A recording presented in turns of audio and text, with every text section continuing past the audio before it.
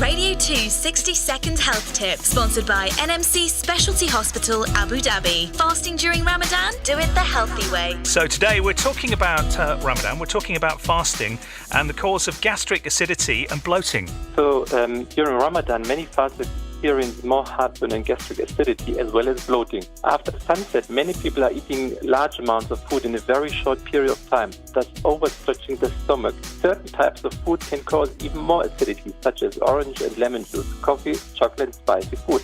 Okay, now if somebody already suffers from acidity and heartburn and they need to use tablets on a daily basis, can they actually fast? So research has shown that heartburn symptoms might occur less during Ramadan. Nevertheless, many people suffer more from heartburn during Ramadan. Eating too much food at iftar or suhoor time can trigger heartburn. If you overeat at iftar, that's not really a good thing, is it? No.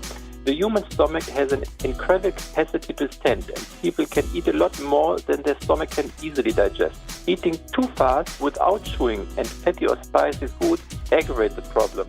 Fatty foods stay in the stomach for a longer period of time and cause excessive acid production. Thank you, Dr. Hassan. We'll catch up more in just a moment. Radio 2 60-second health tip, sponsored by NMC Specialty Hospital, Abu Dhabi. Open 24 hours. More in minutes. Radio 2.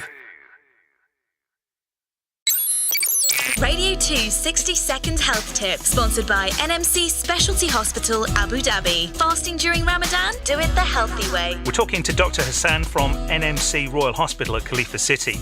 We've been talking about fasting during Ramadan, and it kind of leads us on to indigestion. How's that best avoided after a day of fasting? Indigestion is describing the discomfort in the stomach after having eaten food that is difficult to digest. Factors which can contribute to indigestion are overeating, fatty food, spicy food, medications such as anti-inflammatory drugs, obesity, pregnancy, as well as stress and anxiety. Indigestion can be avoided in many ways by taking care of a healthy diet. Avoid overeating at iftar. Okay, now during Ramadan and people are fasting, do they tend to gain or lose weight?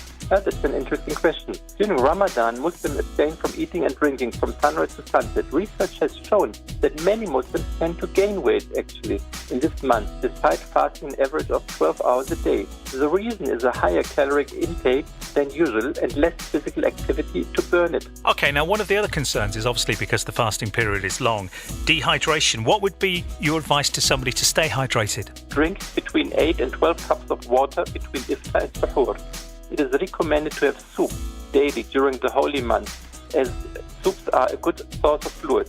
Furthermore, fruits and vegetables like watermelon, tomatoes, cucumber and grapes are known for their high content of water and help reduce thirst. Avoid sun exposure or physical activity during daytime. Excellent stuff. Some sound advice there from Dr. Hassan. Great to talk to you today, and all the very best. Thank you very much. Radio 2 60-second health tip, sponsored by NMC Specialty Hospital, Abu Dhabi. Open 24 hours. Toll free 800 662 or head to nmc.ae. Radio 2.